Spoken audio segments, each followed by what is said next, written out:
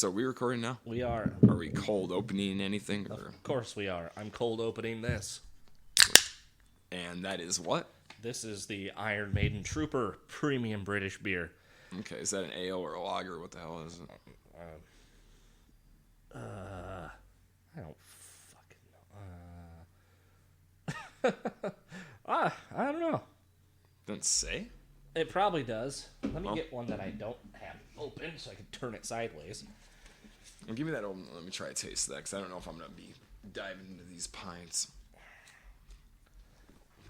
Might as well go for a pint. I already made that joke once. Oddly enough, this is pretty goddamn good. It almost has like a creamy taste to it. See, I was expecting like a British flavor on a British beer. I expected Guinness. Wonder if we're supposed to drink it piss warm.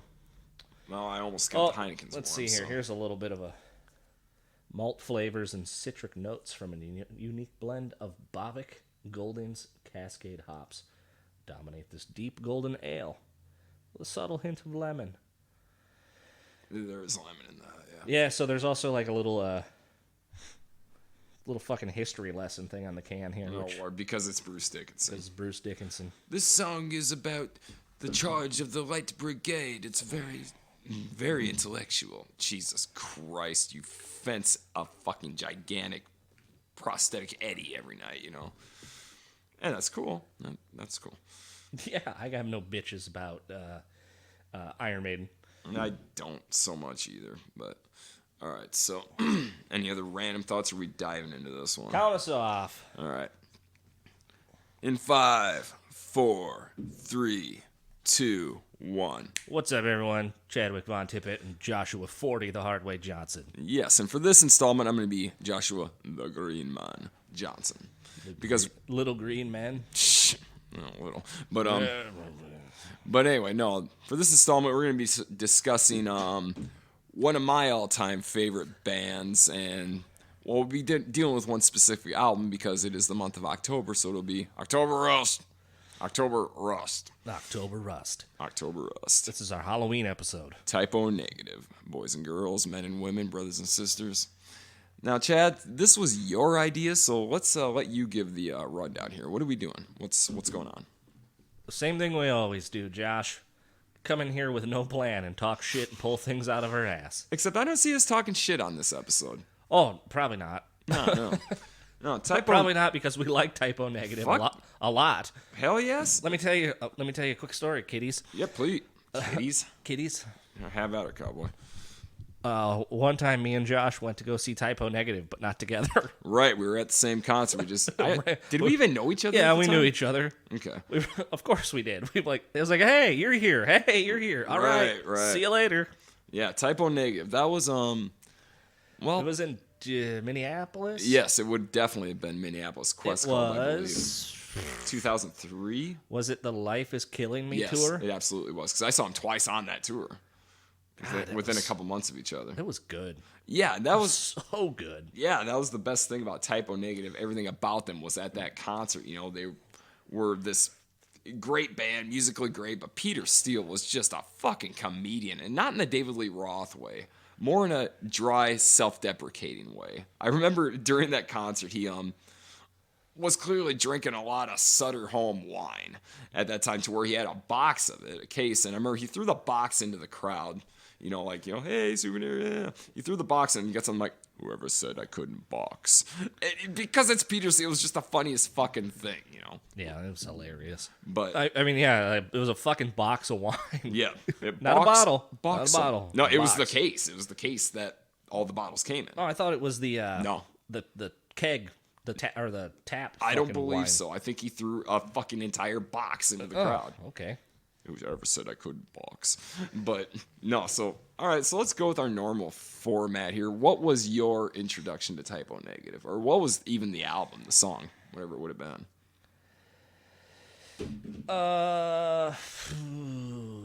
That's a good one.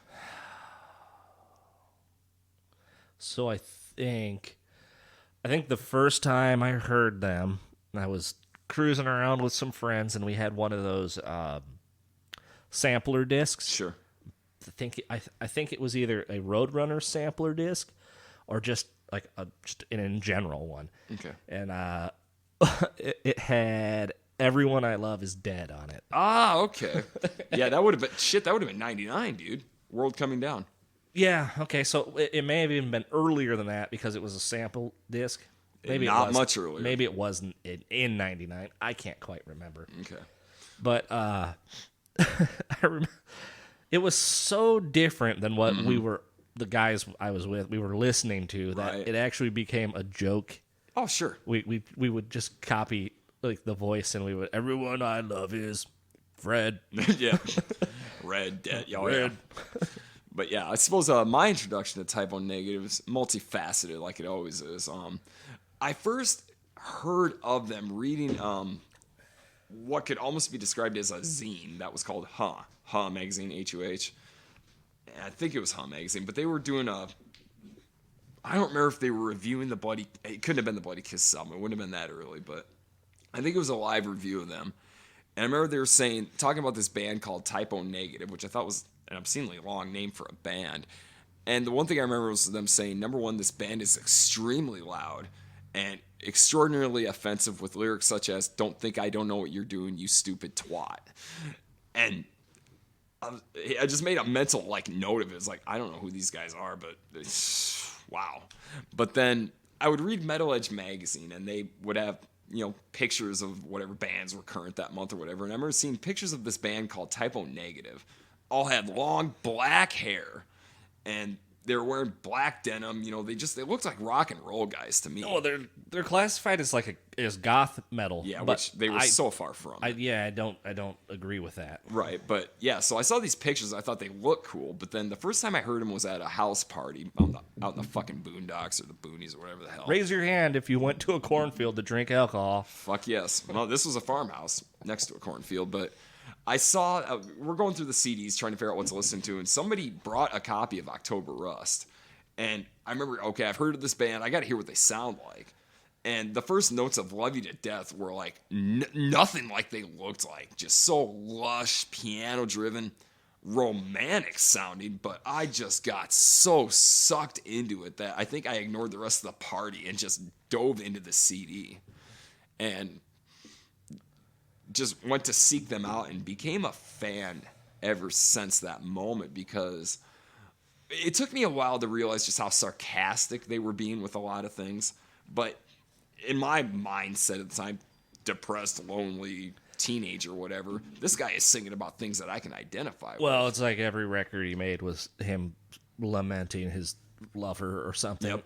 Which, in a way, that's really fucking lame. But when Peter Steele does it, It's really it's fucking the awesome. coolest thing. Well, and the thing about Peter Steele that was so ingenious was what could be seen as lame, crying about a chick or whatever. So much of it was also just so self-deprecating. I mean, he did a song with Tony Iommi on his solo albums, Just Say No to Love. Yeah, which is one of the best songs on there. Yes, and the last lyric in it is, "You left me for Tony Iommi." It's just hilarious. The guy's just poking fun at himself the whole fucking time, but is incredibly depressed while he does it. I mean, this is the guy that went to Rikers Island. I don't think he was really depressed. Now, Maybe he had some swings, but by all accounts, he was very depressed a lot of the time. a lot of people just describe him as like an upbeat guy. But he had a sense of humor. That was the whole thing about it. Yeah. But no, this is the guy that sense of humor. It was just bleak and dark. This is the guy that went to Rikers Island for attempted murder. And when they asked him about it after that, his entire thoughts on it were, I think I remember reading this in a Guitar World or something, Is where it- he's like, "You can't say I'm gonna fucking kill you." Yep. Because it implies intent. That was his whole thoughts about it was, don't ever say I'll fucking kill you, otherwise it implies intent. You have to kick someone's ass and not say a I'll word. fucking kill you. That's Peter Steele, Well, fucking. he probably landed in jail like he did because he was a giant. Well, and he's made the case that, you could be as big as I am, but going to Rikers Island with long, dyed black hair and fangs is not an asset. He probably was not having a good time. But okay, so yeah, there's the introductions. So Type O Negative. I guess for my personal backstory and my fandom to them or whatever, I've got a jacket that I wore here that has a gigantic patch on the back from the Dead Again album, everyone who has a rock jacket or whatever, the big back patch is like what represents you, and I picked Typo Negative. They call that a battle vest. Battle vest, well, it is. I've never really heard that before around these parts, but... Well, this one actually is legitimately in that it's actually a coat that my ex-wife gave me that I'm pretty sure she wore while she was stationed in Iraq. So it is a legit battle vest. Ooh. But, and fun aside about that is I would get equal parts, hey, that's a cool vest, and how dare you wear that? And the thing I've always found funny about the how dare you people was it was never from vets that got offended. It was always by, and always a woman, some either sister or cousin of somebody who was a vet. And they would just rip my ass in any given bar. How dare you wear that? You're defacing that, blah, blah, blah. And I would always say, yeah, do you know who gave me this? My ex-wife, who was actually a vet, and she sewed the fucking patches on it. So your argument is null and void. Shut the fuck up. But then I would go to vets wearing this saying, hey, I hope you're not offended that I wore this. Like, I don't care. It's pretty cool, So people picking fights. Anyway, back to Typo Negative. No, their influence on me is absolutely cannot be overstated in that they did that song Black Number 1, which was such a sarcastic song, but I started dyeing my hair black because of that. Yep, Black Number 1. That's the number of black on the hair dye. Yep, and I started dyeing my hair black because of that. That must have been Bloody Kisses, right? That was Bloody Kisses. Drinking Heineken, which I'm drinking right now. I started drinking that because I always saw pictures of Kenny Hickey with a Heineken in his hand. And I was an impressionable teenager, like, oh, hey, maybe I'll drink Heineken because he does. And I've grown to love it. Yeah, Typo Negative, I still just, God, I adore that band. And they were the one band that I've followed. The only band I've ever followed and been a fan of that I could honestly say every album was better than the last. Every album they did was better than the one before it. And their last album was Dead Again. And they went out on top. I was listening to it today. Great album. So I think I've listened to October Rust the most. Mm-hmm. God, I don't even remember. I know I've listened to Dead Again. I think I've heard it maybe once or twice. Give it another listen. It's everything that, like, from Slow Deep and Hard, which was a hardcore album, to October Rust, which was a romantic album. It takes all of those elements and combines them brilliantly. Because, the sound of Typo Negative, you could never pigeonhole. Every song sounded different. They had straight up rock songs like N.O. the Locksmiths, or they had the lush romantic, pieces like The Whole of October Rust, or they had the hardcore like Unsuccessfully Coping with the Natural Beauty of Infidelity, otherwise known as I Know You're Fucking Someone Else. You're fucking someone else. Remember when we tried to play that? Did we? Yeah, when Androta first started. Oh, wow. I don't remember that. You don't remember that? No, I don't. That garage basement? Yes, of course. I remember that. Oh, God. I wish I remembered that because it was probably my fucking idea. Yeah, I think it was your idea. And we'd go upstairs and we'd put it on the I don't know, it wasn't a record. We'd put it on a CD player and listen to it, and then try to go figure out how to play it. Yeah, which I think we, as far as covers went, we got as far as Sabbath, Bloody Sabbath, and Fuck Your Enemy. Yeah, I think so. Which, and we had fun with those. Yeah. I don't remember the Typo Negative thing. I wish I did. That sounds like such a me thing to suggest. Hey, here's a 20-minute long song. Chad, you can learn this, right? Yeah, here, learn this. Yeah. But yeah, that. But anyway, so get us back to a format, Chad, because I don't know. I'll just ramble. But where are we at here? October Rust. October Rust. And for anybody listening, why I keep saying it in that funny voice, there's a clip on the first DVD they released called After Dark that shows Phil Anselmo and Josh Silver, the keyboard player for Typo Negative, talking to like MTV Europe or something. And Josh Silver's trying to be serious, talking about we're going to be in Europe, providing no missile launches attack the plane. And Phil Anselmo's sitting there, obviously on something. The easy explanation is he's drunk. I think he's stoned off his ass because he's making these funny faces and just laughing in the middle of Josh Silver's monologue and interrupting, saying, "Yeah, we're going to be supporting October Rust." You can say that again. And then he's in the middle of talking, and we're going to be in Europe. October Rust. October Rust is the name of the new Typo Negative LP. Be my Druidus? And Josh Silver looks at him. The only guy that could say this to Phil says, yo, Phil, fuck you. And Phil just like apologizes. I love it, god damn it. Why am I yelled at? Be my Druidus and Bacchus and whatforth. That's all I can think of whenever I hear October Rust. October Rust. Yeah, so October Rust, the record, has a cold open. And, that bad ground. And that's where I got the idea for our cold opens. Well, yeah, because they do that bad ground, that static noise, which everyone who ever heard it the first time thought their stereo was fucking up. Yeah, what's wrong with my fucking CD? And then they all start laughing. Yeah. It's all a little joke there. This is Peter. The deepest lurch of voice in all fucking mankind. Yeah, it was good. Hell yes. I remember for years trying to imitate that voice and failing miserably, you know. Because, of course, I'm not like 6'5" and 300 pounds, you know. There's only so much you can do with 140 pounds soaking wet, you know. Yeah, I don't know. This whole record was good. It's good. The whole thing's fucking good. Like, I can't think of anything I dislike about. I can. Okay. One thing. Let's hear it. This was, I tell you what, you talk about, okay, when you were a kid, the first time you found out Santa Claus wasn't real, or there was some myth that was busted. When I heard that from Bloody Kisses through Life is Killing Me, Johnny Kelly, the drummer, did not play on those albums. A drum machine was used for all of it. Okay, yeah, that's true. But that doesn't ruin it for me. It taints it for me a little bit because that's all I can hear now when I hear the drums is this is programmed. And it makes me sad. It's not near as bad as that one Megadeth song. No, the damn drums are programmed so well. I was fooled for fucking years. Yeah. You know, I mean, and I still had to go back after I was told this, like, it can't be. But no. It was Peter Steele and Josh Silver that always produced the albums. And Jesus, did they do a brilliant job with those drum machines. But, yeah, that one thing kind of like, no.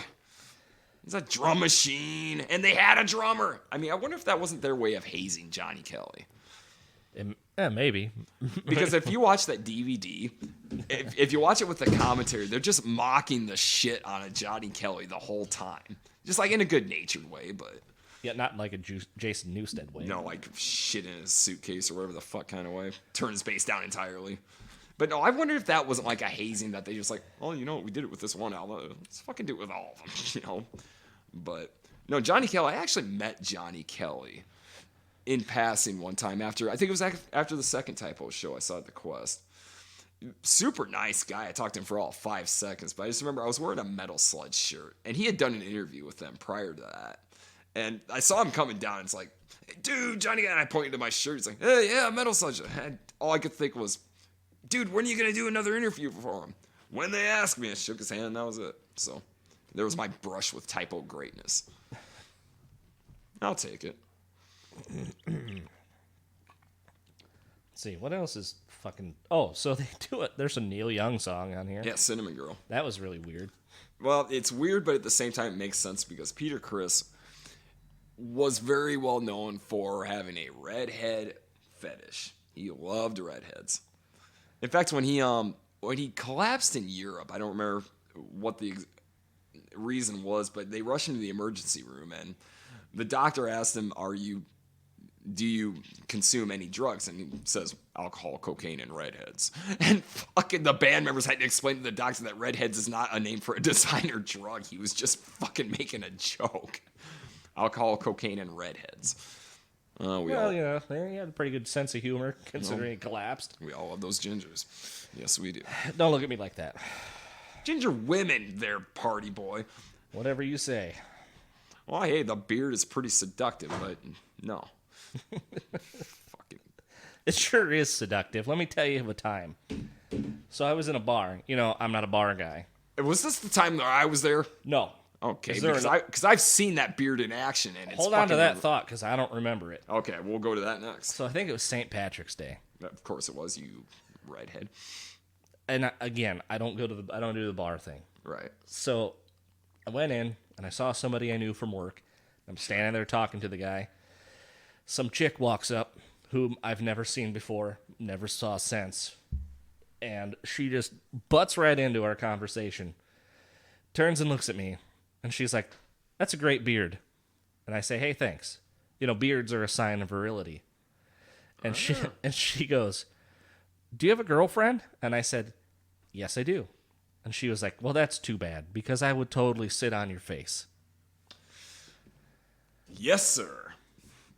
So what's this other time? That's much better than the other time.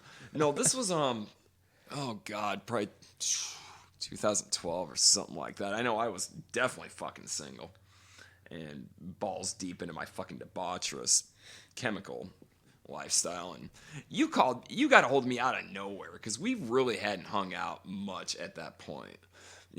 But you got a hold of me out of nowhere. It's like, hey, what are you up to this week? I said, well, my usual, going to the bar. You want to come with? You're like, yeah. I was shocked. I'm like, all right, meet me at my pad. We'll walk up the streets of the bar.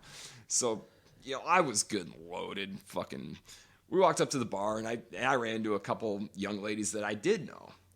And I believe this night ended with Black Velvet. I don't know if it probably did, and it definitely ended with the next day your girlfriend being severely pissed because I put up pictures of you and these chicks, but they weren't objectionable pictures. But anyway, so we're at this bar and drinking as you do, and I'm talking to one of the ladies that I knew a little bit better, and you're talking to the other one, but out of nowhere, and I still say you planned this, you Casanova, you reached in your pocket and pulled out your beard comb. Like it was a fucking weapon. And it didn't matter what the hell I was talking about with this other young lady or anything. They both turned to you and went, oh my God, are you going to comb it? And you just, because you're cool, you give no fucks. You just didn't say anything, just started combing, and I swear to God, they both orgasmed. Just, oh my God, can I touch it? They went nuts, and I'm standing there in my fucking leather pants and looking all rock and roll cool like, the fuck? What, nothing? No love here? Nothing? I mean, you owned him that night, dude.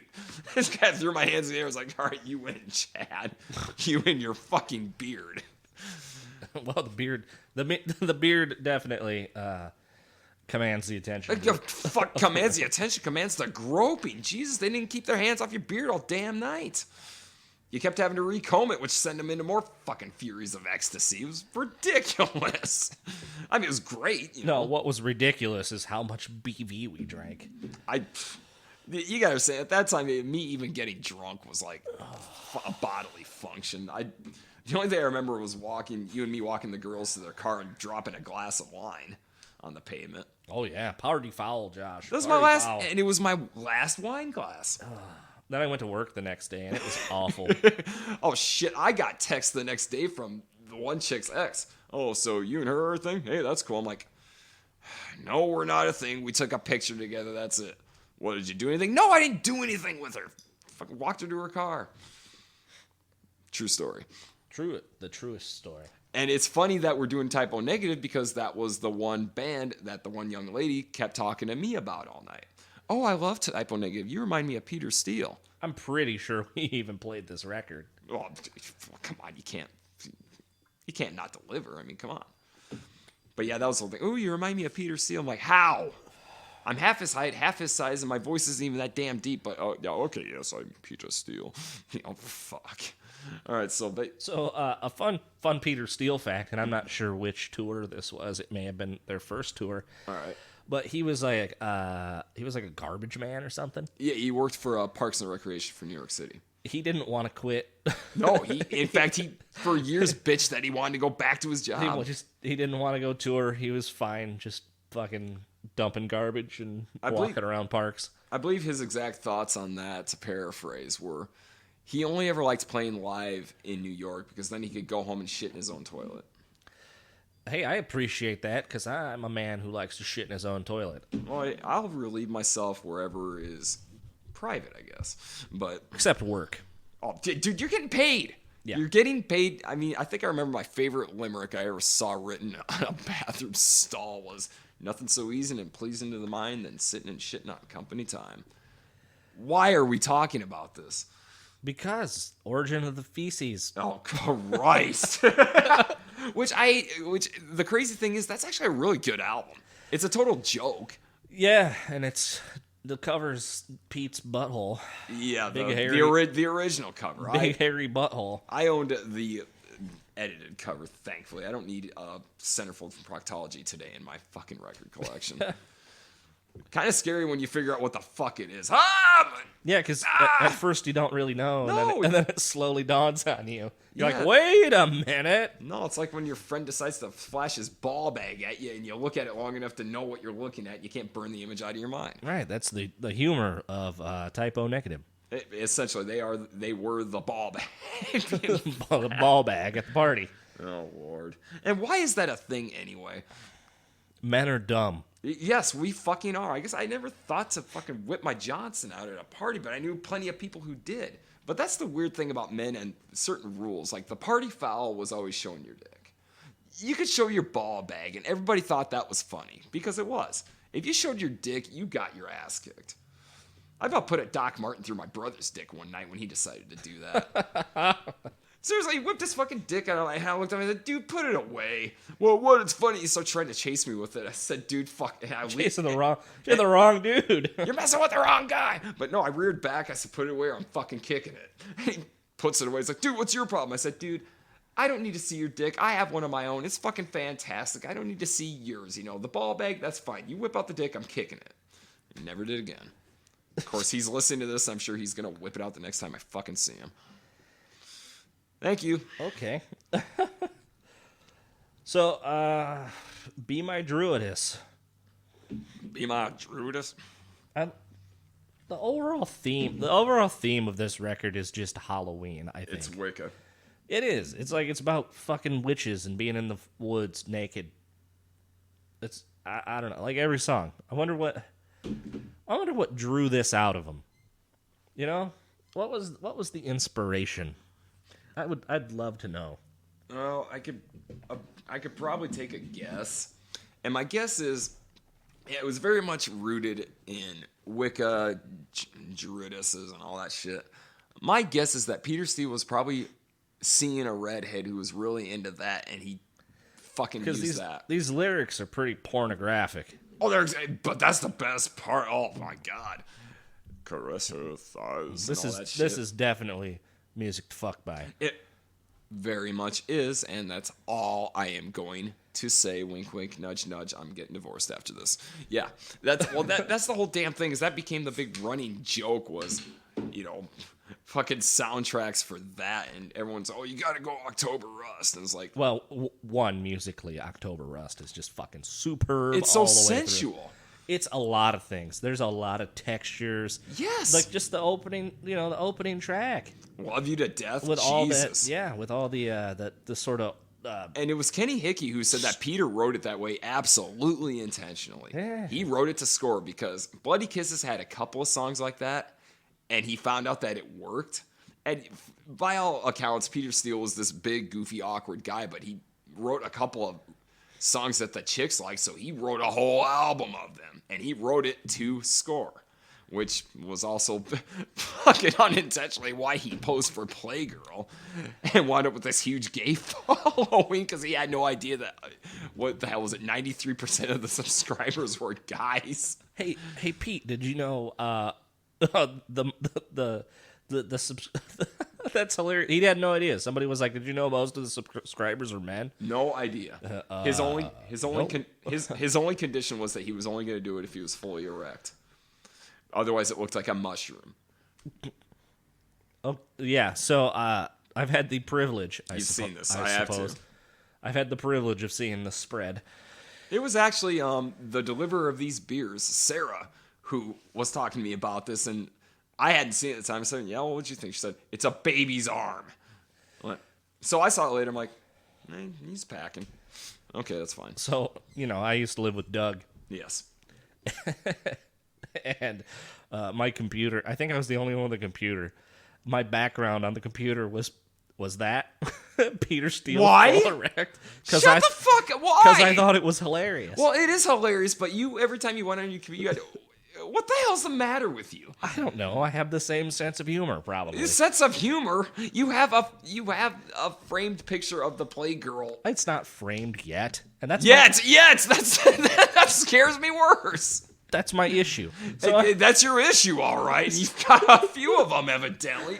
So what I would do is way back when Yahoo used to have their own messenger, and the computer icon was a smiley face. So I would move it to the tip of his dick. So that's I don't know. The fucking shit I find out about you. I thought it was fucking hilarious.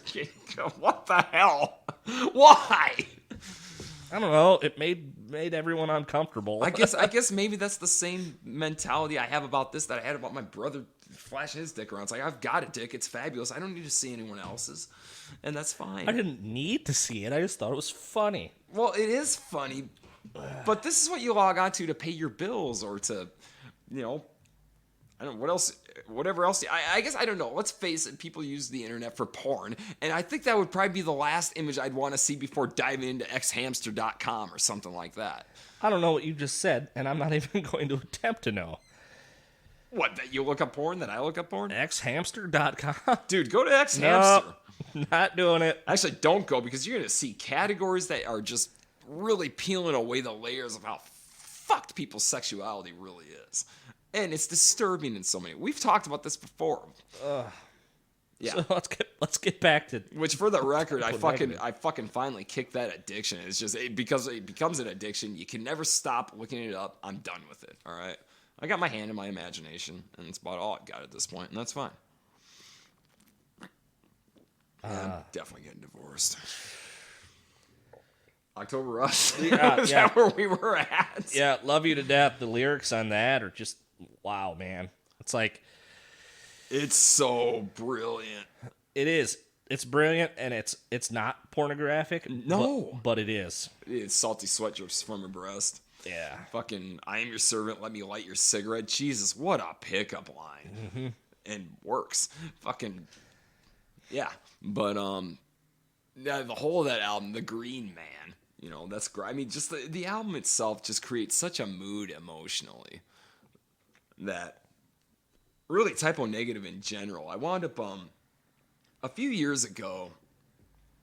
This must have been during a very drunken, heavily medicated moment. I was drinking with a buddy of mine and his girlfriend. My wife and I were, and he had made mention of being a Typo Negative fan. So, wait a minute, hold on, 1 second. I just remembered something. Sure. The Green Man, isn't that like a fucking what is it? Like a, for lack of a better word, like a Wiccan kind of. It's like a change. Isn't that supposed to be like the change of season or something? Yes. Well, and the lyrics are absolutely tell that story. Life is coming to an end, so says me, Wiccan friend. Spring won't come, the need of strife to struggle to break free from hard grind. It's all about that. Absolutely. Yeah. But it played in so well into Typo Negative's absolute aesthetic of the black and green, which is one of the things that drew me to the band. I thought they had a fucking cool look. But yeah, The Green Man, hey, this works brilliantly. Right. But yeah, so that whole song's about that. But yeah, back to my fucking story. So yeah, at that moment, I grabbed my stack of Typo Negative CDs and gave them to the guy. I said, here, why don't you take these? He's like, are you sure? And I remember looking at him and saying, I think I've gotten everything I can get out of this band.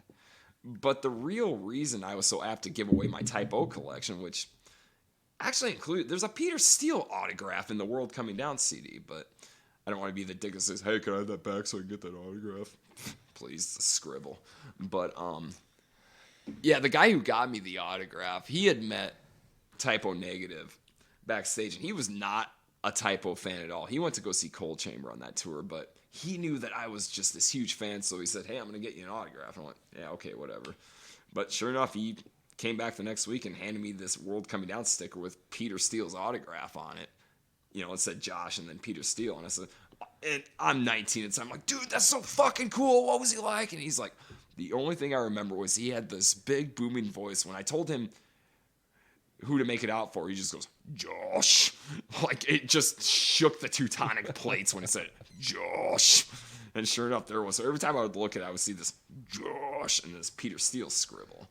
But yeah, but that was like a lot of it, though. I gave him this whole collection because the thing about Typo Negative is they're the one band that really, music is meant to take you back to a place. It's meant to complement a mood.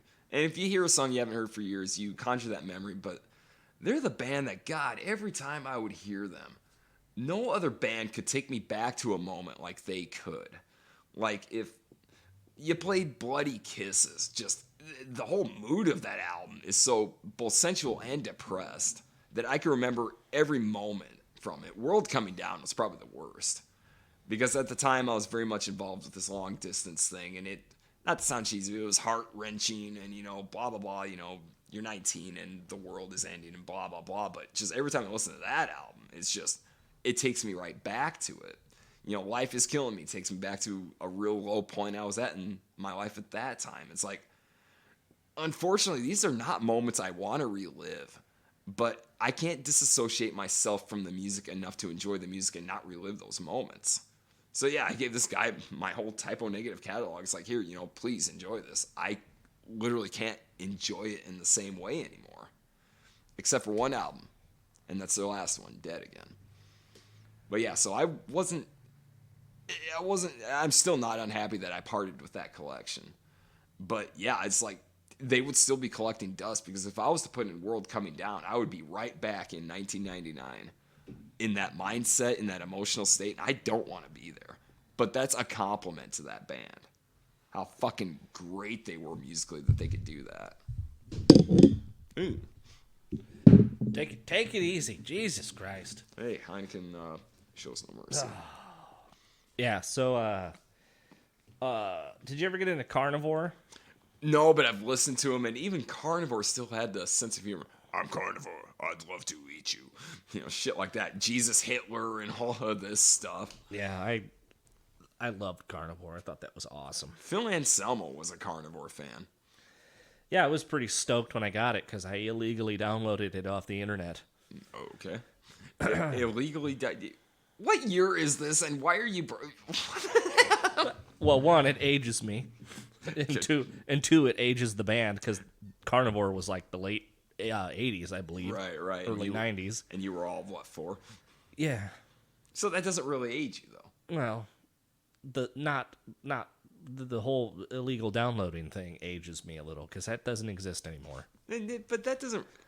Okay. Jesus, God, you're right. Yeah. Wow.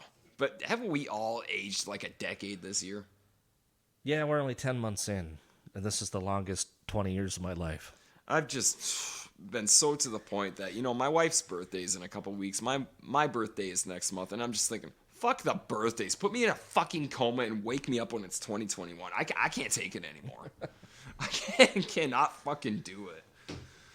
All right, but yeah, back to Typo Negative. Where the hell were we going with this? I don't know, but I'm going to switch gears on us. Please. I think we need to. Because every time we start on a topic, I see something else that's going to get me in fucking trouble. Actually, Nicole doesn't even listen to the podcast anymore. So that's probably good. Oh. Does anyone listen to us? Hello? Is anyone there? So, anyway. Hey, Brandon. I know you're listening. Hey, Janice. I know you're checking this out. That's about it. Awesome. So, Doug's there. All right. Let's talk about some stuff in the news. Let's talk about Fear Factory for a moment. Ooh. Have you heard about Fear Factory recently, Josh? No, I have not. Lay it on me. Okay, so somewhere, I don't even know exactly where, the members of Fear Factory were in a court dispute. Okay. Over, I don't know, who owns the name or who owns the rights or who does what. I don't really know the exact details, and they're not exactly too forthcoming on them themselves. But recently, Dino, I believe, won all the court cases. Dino. Well, I guess that makes sense, because between him and Burton, it's really, everyone else is kind of interchangeable, but I don't know why, but I'm disappointed in that, because I don't like Dino. Okay, Dino is the guy that's in it for the ass, and I don't like that, because if he didn't have a guitar in his hand, he wouldn't be getting ass. So let me continue. All Hold on to a thought like that. So anyway, the dust has settled, and he starts one of those GoFundMes or whatever, right? Okay. Because they have an album that's done, right? There's a Fear Factory album out there that we all have not heard, and I don't need anything beyond demanufacturing obsolete. I'm sure a lot of people feel that same way. Sorry, I'm that dickhead, but anyway, it's out there, and he started this GoFundMe because he can't release it. Well, he wants to get it reproduced and he wants to put live drums on it and some other shit. Needs like right. That's what he's claiming. He's claiming that live drums that he can process into the ground so they don't sound live. Sure, but so anyway, that's why he started this GoFundMe, and then suddenly, Burton C. Bell is like, he's probably broke. That's probably why he started this GoFundMe, and then he quit. He's like, I'm not part of this band. Burton C. Bell. Let's talk about Burton C. Bell. Talking about influential vocalists. He, to me, was the guy that really... Okay, so when you talk about how Nirvana was light and shade, singing and screaming, Burton C. Bell was the metal equivalent of that, and I don't think anybody really blazed the trail like that guy did. I mean, go back and listen to the song Piss Christ. The dude was amazing. I mean, he was influential on me, because I remember just thinking, God, if I could just be like that. And of course, I failed fucking miserably, but... No, Burton C. Bell, I don't care if he was processed... Jesus, listen to Burton C. Bell sometime. Amazing. Love the guy. And Dino, for his part, as much shit as I've talked, guy was a solid fucking click track exact riffer. Yeah. So anyway, there's a little bit of internet friction between these guys. Of course, but there always has been. Those guys have been at odds for fucking 30 years. So, who was the bass player? Christian Ole Wolbers? He was one of them, but yeah, he was the guy most recent, probably. Well, probably the most relevant. Yeah, him. I guess he was involved in one of those court cases. I'm sure of it. So he said, you know what, fuck you guys, because... One of you is an asshole and one of you is a pedophile. You get to choose which one. I'm guessing Dino's the pedophile. Yeah, I was going to ask you that. Well, and this is why. Here's another fun backstory. Ozfest 99. I love that you brought up Fear Factory. You're a fucking genius for that.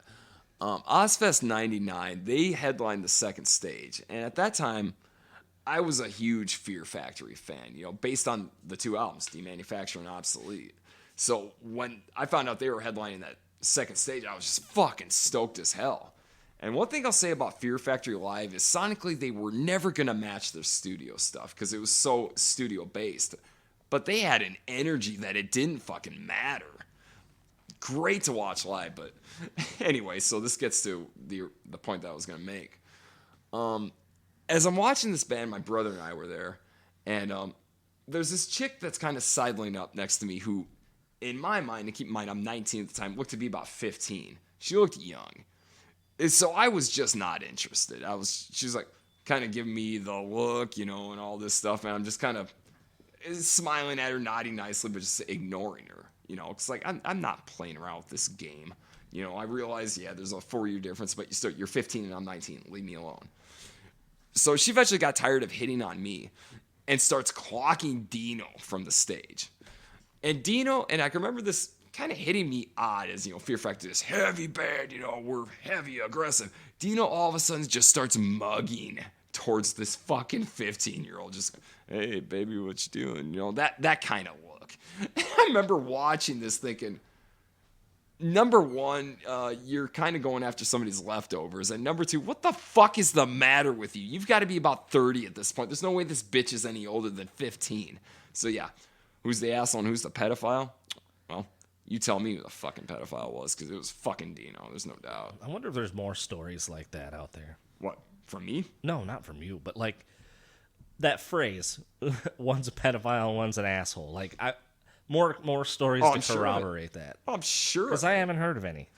In fact, the last book that I was diving into was Louder Than Hell, just the whole oral history of fucking heavy metal and all this shit. There's a lot of talk about Dino Kazari in the industrial chapter. Basically, the guy didn't get high, the guy didn't get drunk, but was a total sex addict. His crowning achievement was jerking off on a bag of weed and then giving it to his roadie and watching his roadie smoke it. Yeah, that happened. Okay. Which, whatever you're into, that's all fine and good, but no, I don't doubt that Dino Kazari... Well, Dino Kazari was also the guy that when Metal Edge used to have the Rockin' Roundup, and they would ask all these bands the same question, what did you do with the first money you made? Performing. And Dino's reply was, I bought some rubbers. Oh, okay, because you're having sex, so yeah. Dino's the pedophile. There's no doubt about it. Well, take a look at Dino sometime. Of course he's going after kids. They don't know any better. There's going to be a new Exodus record. Why? I don't know. Because they're good. All right, talk about Exodus. I got a Exodus real quick. That was it right there. New Exodus record. That's all I know. I'll let you know when I listen to it. All right, think of something else. I'll be back. Sure. What else is coming out? Probably nothing. I can hear you walking away. These microphones kick ass.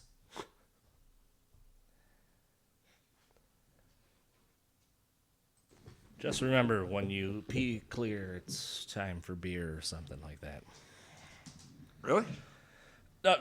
So, not clear urine's a good sign. it means you're hydrated. Yes. So when you're out in the sun at a festival drinking one water, one beer to stay hydrated.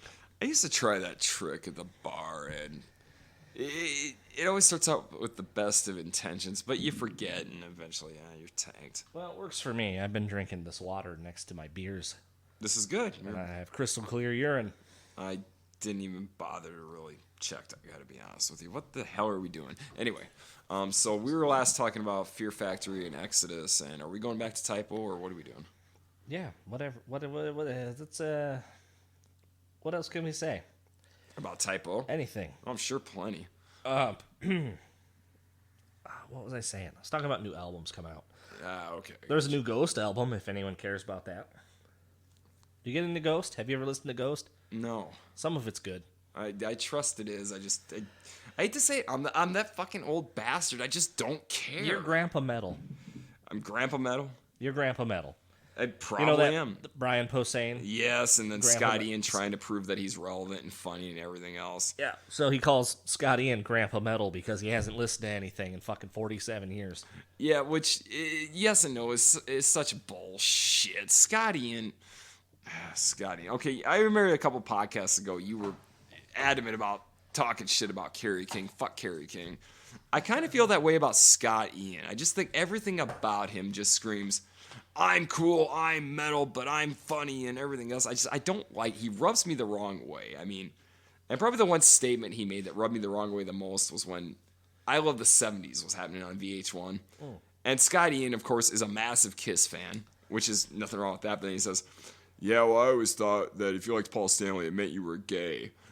Where are you going with this? So you have to like Gene Simmons to be metal? You know, because you hung out with Dimebag Darrell, you're metal? No, you're a fucking Jewish kid from the fucking Bronx who got lucky enough, whose band fucking Johnny Zazula didn't even want to sign, but finally fucking did because you wouldn't quit bothering him. I don't know. Just Scott Ian bothers me. I think it was Corey Taylor who said this is a guy that would show up to an opening of a fucking letter because he's always got to be there. Which is funny because Corey Taylor was going to sing for Anthrax. Right, and there's nothing wrong with Anthrax. Anthrax is a good band. I just think any of the missteps that band ever made were the fault of Scott Ian. Yeah, you've read I'm the Man, right? No, I have not, because I'm not going to give him any more attention than he fucking deserves. You should. It's a decent read. And you're absolutely right. And he talks about every time like there was a misstep in the band. Right. It's like they could have been a little greater or they could have been a little better. Well, I always found it funny how this is the example of what a tool he is. If you watch their Behind the Music, which is one of the most boring Behind the Musics you can imagine, he talks at one point, there has to be the drama moment. Well, the drama moment was Joey Belladonna drinking, their singer. And they said, well, he was drinking too much and blah, blah, blah. And we had to get him to straighten out and yada, yada, yada. Okay, funny because I'm reading Metal Edge magazine in 98 and he's talking with great joy about, hey, and I got drunk with Dimebag Darrell and I got drunk and stole a fucking bass from fucking Shea Stadium or whatever. It's like, okay, pick a fucking ditch, you asshole. You either think it's cool to get drunk or you think it's bad to get drunk. No, he has to fucking choose whatever's going to benefit him at that moment. I mean, he's the same asshole that was comparing Anthrax to Jane's Addiction when they got Johnny Bush in... Johnny, that was never his nickname. When they got John Bush in the band saying, well, we're not really metal and, you know, we're more kind of the alternative. No, you're not. You're a metal band. And quite frankly, if you want to blame anybody for rap metal, blame them. Their whole thing with Public Enemy and Bring the Noise and all that. You know, I take it you're not a fan of Bring the Noise? I don't mind Bring the Noise. What I mind is I'm the Man. You ever listen to that fucking song? Oh, yeah. That was pretty goofy. It's dumb. It just makes you want to punch your stereo when you hear it. I'm the man. Shut the fuck up. Shut up. Shut the fuck up. You're either metal or you're not. Quit trying to pretend like, oh, well, we're breaking ground, but at the same time, we're ashamed of the ground we broke. Shut up. Just Scott Ian, I don't fucking like him. I think he's just a goddamn toolbox. He's that expectant little kid who's always looking up at somebody going, huh? Am I cool? Am I cool? No, shut up. No, in fact, it was when they played the That's Surf. how I feel about that other numbnuts. What's his fucking name? I don't know. The hate breed guy. Oh, Josta. Jamie Josta. See, Josta, I give more credit because Josta actually did live it. He was 14 years old doing all that stuff. I give Josta credit for being real. Scott Ian, no, I don't. No, the Scott Ian story I remember that kind of solidified my view of, yeah, he's a tool, was a friend of ours. His band, his local band, had opened for Anthrax when they played the Surf. And this guy, he's like, he knows who Scott Ian is, so he's going to show some respect. You know, he walks up to him and says, hey, you know, it's really an honor to meet you. And Scott doesn't even look him in the eye. He grabs whatever piece of paper he was holding, signs his name, and throws it back to him. And the guy didn't even want an autograph. He was just like, the fucking arrogance of this guy. And then come to find out later that as the tour was leaving, Scott Ian was the only one who insisted on flying out. Everyone else had to ride the bus. No, Scott Ian was not going to accept anything less than being flown out. Which, I don't know. I saw Anthrax, the Fireball Ministry show that I've talked about, when, you know, the Dio show or whatever. I saw Anthrax and I was just like, eh. But the funniest thing, this sums up Scott Ian. Who was singing for them, though? John Bush. Was it? Yep, that was John Bush. I also saw them when they opened for Pantera in '98. John Bush sang. But, no, what sums Scott Ian's real status, as far as, oh, I'm the man, I'm metal. No, this is your status, Scott. My buddy's ex-wife, they were at the show. I think I was standing next to them when this happened, but Anthrax comes on, and I know damn well who Scott Ian is. Any good metalhead does. But she looks at her ex-husband and says, that's the VH1 guy. That's how she knew who he was. He was the VH1 guy. And Scott Ian, that's what you are. You're the VH1 guy. Deal with it. Just like the Rock of Love guy. Yeah, but Bret Michaels was a lot more before he was that. And that's fine. You can feel the same way about Bret Michaels that I feel about Scott Ian. That's okay. But no, that's just, you know, Scott Ian has always bothered me. Just, I'm the man. No, you're not the man. You are a guy who got really goddamn lucky. And you know what? Good for you. But you recognize how lucky you are, okay? The only reason there's a big 4 is, I think, charitable. I think it has to do with that Anthrax took their place as the band that didn't take themselves too seriously, which is great. You know, you can't fucking take yourself that goddamn seriously. Anthrax was the fun thrash band.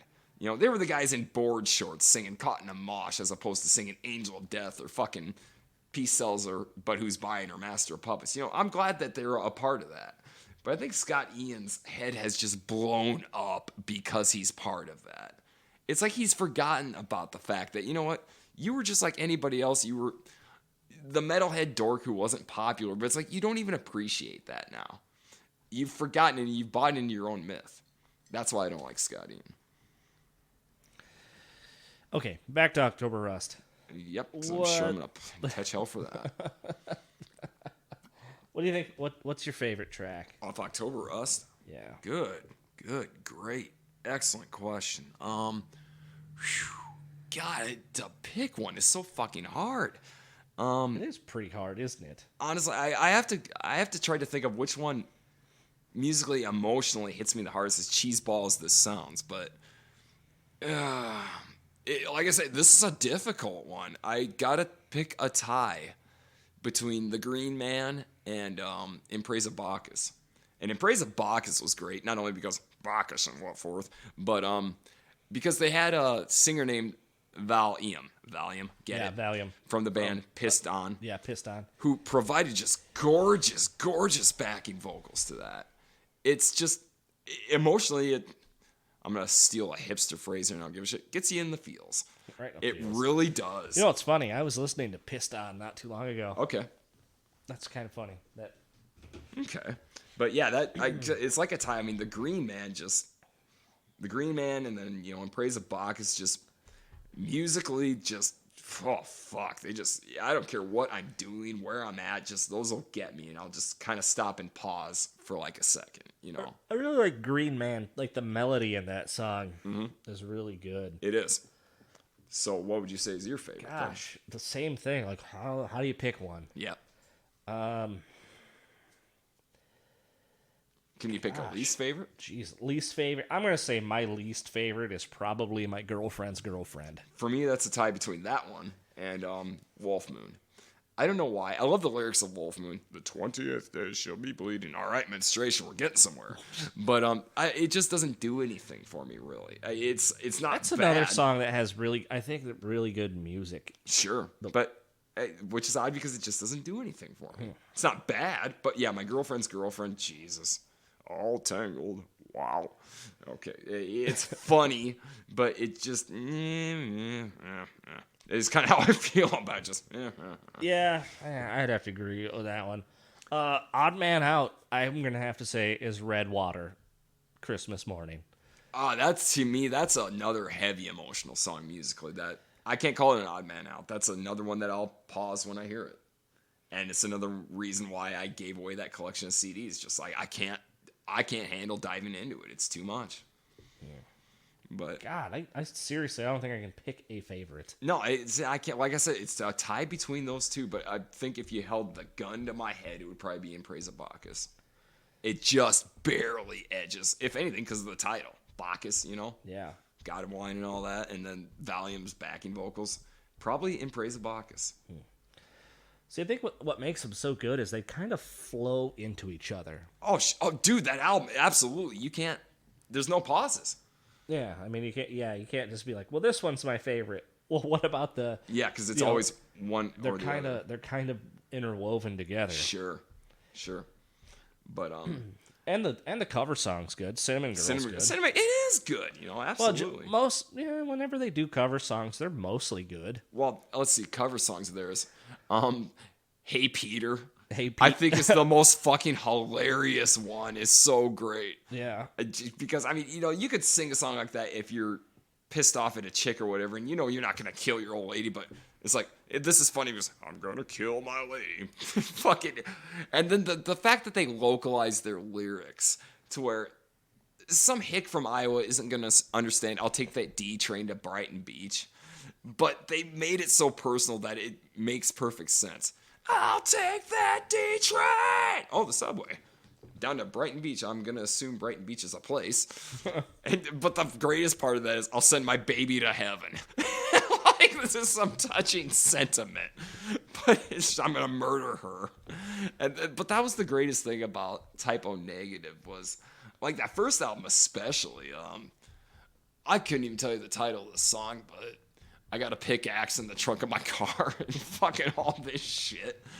I mean, it's where the Parents Music Resource Center of the 80s would have thrown a fit over this. But God, look at it with some humor.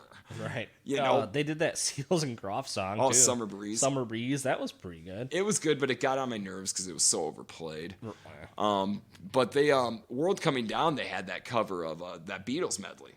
Day Tripper, If I Needed Someone, She's So Heavy. Right. And I remember when I read that they were going to do that, I pictured how it was going to sound, and it sounded exactly how I pictured. She was a day tripper, What about, how did you feel about their version of Black Sabbath? I was bored. I'm thought sorry, so but too. I was bored. It really was. It was like they slowed it down too much. Well, and it was already a slower song anyway, but yeah.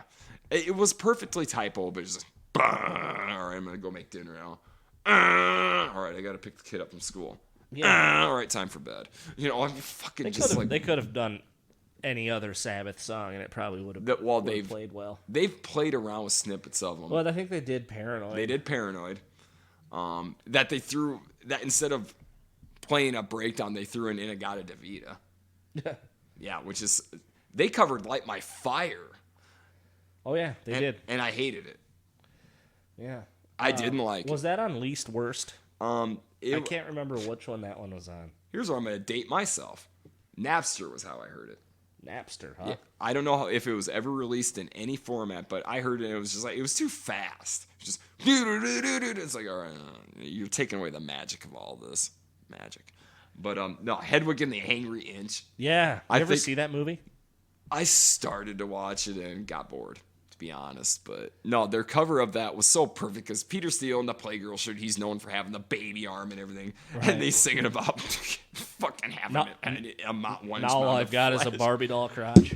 Yeah. First day as a woman, or it's a time of the month. It was so perfectly typo negative because it was just self-deprecating. But yeah, that was then you lead into their last album. Dead Again was the only one they didn't have a cover on. Was that right? Yep. And it was also the only album that Johnny Kelly played live drums on. Yeah, we touched on that briefly. That still blows my mind. It still bothers me. I hate to say it, but it bothers me. Because, yeah, like I said, once I found that, I like finding out Santa Claus isn't real or whatever. So I had to go back and examine it. And as I said before, God, were those drums programmed perfectly. I mean, I was fooled. Well, it definitely fit the music. But then it's like, now that I know that, it's like, oh, I don't know. It just... to take away the magic a little bit. Yeah, I know, as much as I know you're mocking me, it's the truth. It kind of did. It kind of did. Fuck you. It kind of did. But... You're mocking me. Well, I'm ripe for mocking, but yeah, it really kind of did in a way. And it made me feel bad for Johnny Kelly, who seen him live like 3 times, is a fucking goddamn good drummer. Why did they not record him until Dead Again? I don't know. It had to been like a time or a cost saving or something. I think it was a hazing. You really think it was hazing? I do, because, okay, I could buy it with October Rust.